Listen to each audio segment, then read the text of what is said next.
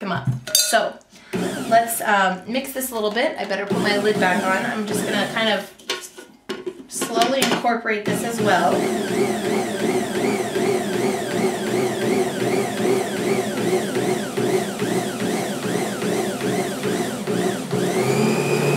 Now on the first #1 setting, I just let it get all mixed in so that I can see if I need to add more flour, which I always do. So, see how it's not coming together yet? It's not one big bowl. It's still wet. It's still all over the edges. So what I'm going to do is I'm going to add another cup of flour. Just going to kind of sprinkle it around in here. Since we already have kind of a dough forming, we want to make sure that it incorporates well. Okay, I'm going to put my lid back on.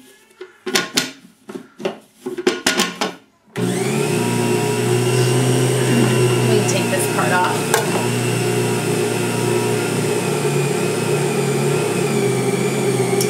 I'm just going to continue doing this, adding flour and kneading until I get to the consistency that I want to. And when we're there, I'll come back and we'll talk about finishing the knead, finishing kneading it, and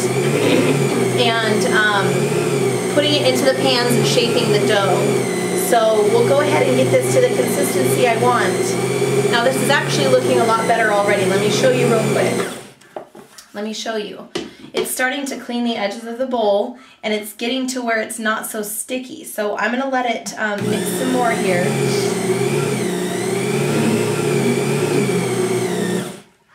See, this seems about right to me. It's still a little bit sticky. I'm going to put just a little bit more in, and then I'm just going to let it knead for about 5 to 7 minutes on my #1 speed. Just so that the gluten, that allows the gluten to form. Again, that's the structure of your bread, and we'll be back.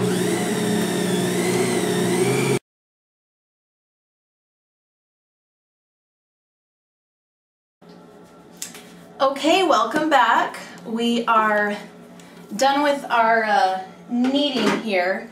And it's just a real nice, it's not sticky at all, but it's still very soft. It's warm as well, which is, oh, it's just lovely.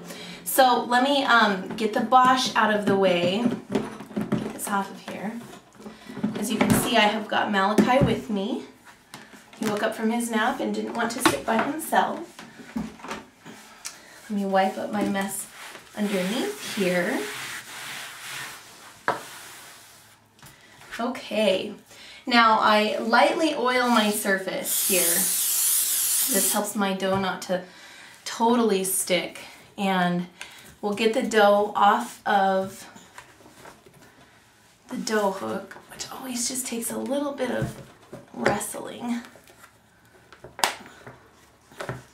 Okay, get all that goodness off of the hook,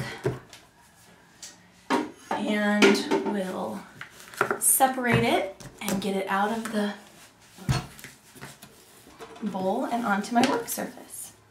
Now, because I've kneaded it so well in my bowl, I don't need to do a lot of kneading here. I just kind of bring it together just into a nice lump of dough. And working on this. Okay.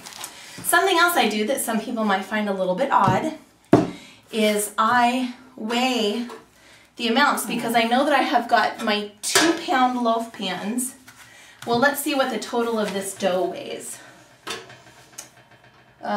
Just about 7 pounds. So I'm going to do 2 2-pound loaves and 2 1.5-pound loaves. So I just cut off a chunk here, put it on there. That's just about 1.5. Okay, there's my 1.5. Oh, gotta spray a little bit more oil over here.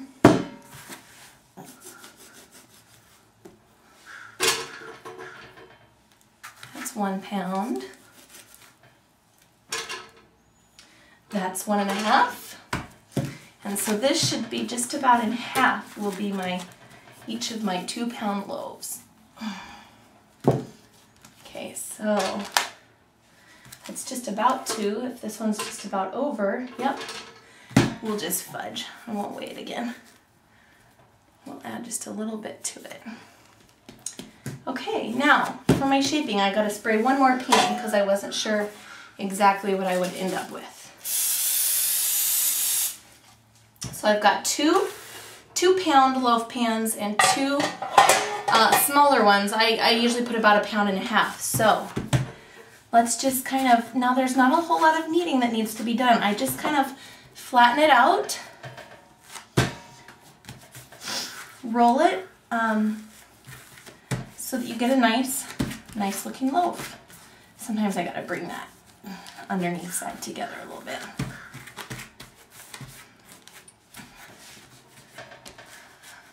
Okay, and then once I have the loaf that's gonna fit in my pan, see, I just know that it's gonna fit in there.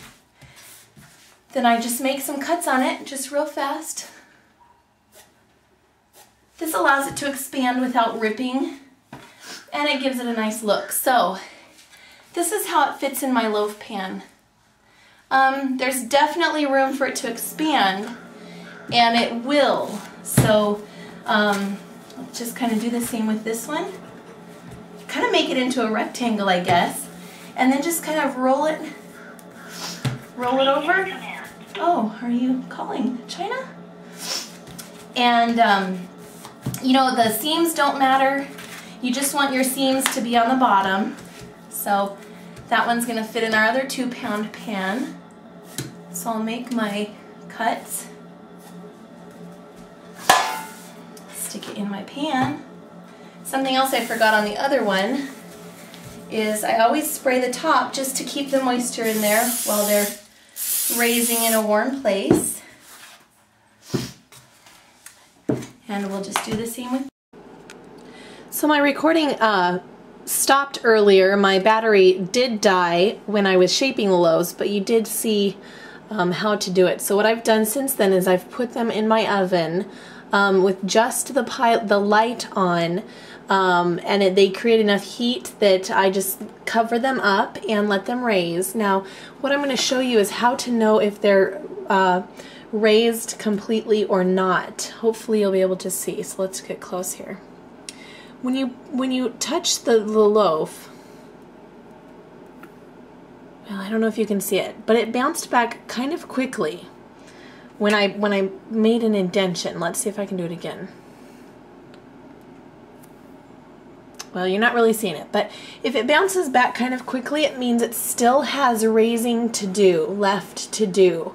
So, and I just know by from experience that these aren't raised quite enough yet. They're just not quite coming over the top of the pans like they do. So we're gonna let it go a little bit longer. It's been about an hour right now, so probably an hour and a half. So we'll come back in about half an hour and see what they look like. Okay, so it did raise a little bit more. I am going to take this out of the oven, turn my oven on to 350, and then carefully put them back in, and they will bake. I'll time it, but probably about half an hour, and they'll be done. So here we go. So here's my finished product. The sun is really bright, so it's kind of, but yes, see, Malachi wants it. Hot, hot. Just took them out of the oven, and I don't know, it took probably 30 or 40 minutes, but I like them dark, and so that's totally up to you. Okay, that concludes my bread making. Bye-bye for now.